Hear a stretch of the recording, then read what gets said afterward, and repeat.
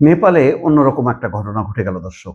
যারা অভ্যুত্থানে নেতৃত্ব দিল, সেই অভ্যুত্থানকারীদের দল এখন ক্ষমতায় আসতে যাচ্ছে। তারা নির্বাচনে বলা যায় নিরঙ্কুশ বিজয় তাদের নিশ্চিত। ১০৫টি আসনে এগিয়ে আছে, একটিতে ইতিমধ্যে জয়ী হয়েছে।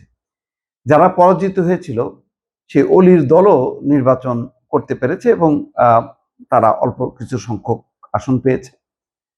তাদের কাছাকাছি অবস্থানে এখনো কেউ নাই। নেপালি কংগ্রেস 10টা আসনে আগায় আছে, একটাতে জয় পেয়েছে। এছাড়া সিপিএন ইউএমএল 12টি আসনে এবং নেপালি কমিউনিস্ট পার্টি 10টি আসনে এগিয়ে আছে। মেসেজ পরিষ্কার যে বালেন্দ্র শাহ দল, যিনি নিজে র্যাপার ছিলেন, সেখান থেকে তিনি কাঠমান্ডুর মেয়র এবং মেয়রের পর তিনি এখন প্রধানমন্ত্রী হতে যাচ্ছেন।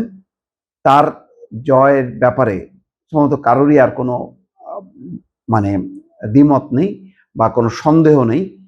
তিনি জিততে যাচ্ছেন এবং তার মূল প্রতিদ্বন্দ্বী ইউএমএল এর ৭৪ বছর বয়সী কেপি শর্মা ওলি, যিনি বিক্ষোভকারীদের উপর গুলি বর্ষণের ঘটনার পর পদত্যাগে বাধ্য হয়েছিল।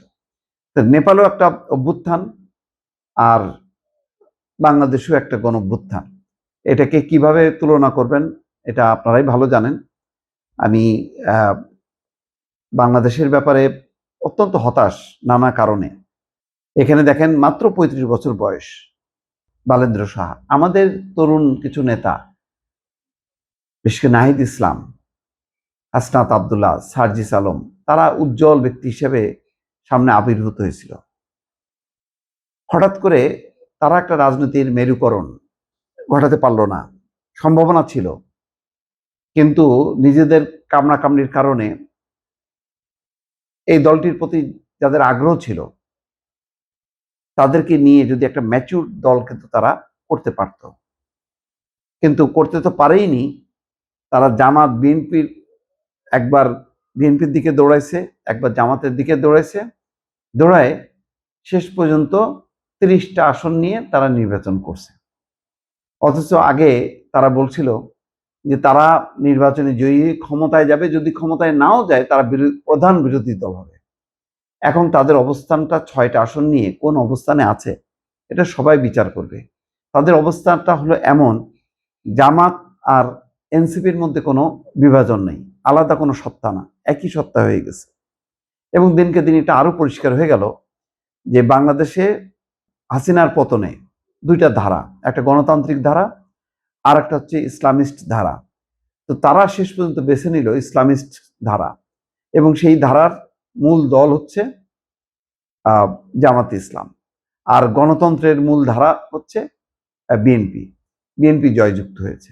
দুঃখজনক হলো বাংলাদেশের গণঅভ্যুত্থান আরো বড় ব্যাপক মাত্রায় এবং অনেক বেশি রক্তক্ষয়, অনেক বেশি মানুষের পার্টিসিপেশন এবং তাদের আবেগ অনুভূতি ছিল সবই এই তরুণ নেতাদের প্রতি, কিন্তু তরুণ নেতারা সেটা নেতৃত্ব দিতে ব্যর্থ হয়েছে।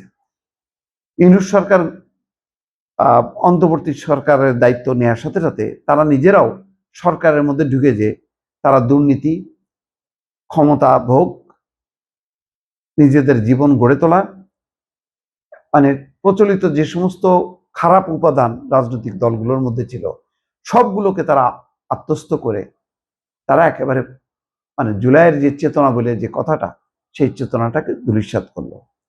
ধূলিসাৎ করে তারা একটা সস্তা ইসলামিক সেন্টিমেন্টকে ধারণ করে একটা তথাকথিত ভারত বিরোধিতা এবং ইসলাম ফোবিয়ার মধ্যে যেভাবে প্রবেশ করলো, তাতে গণতান্ত্রিক শক্তি তাদের দিক থেকে মুখ ফিরে নিল।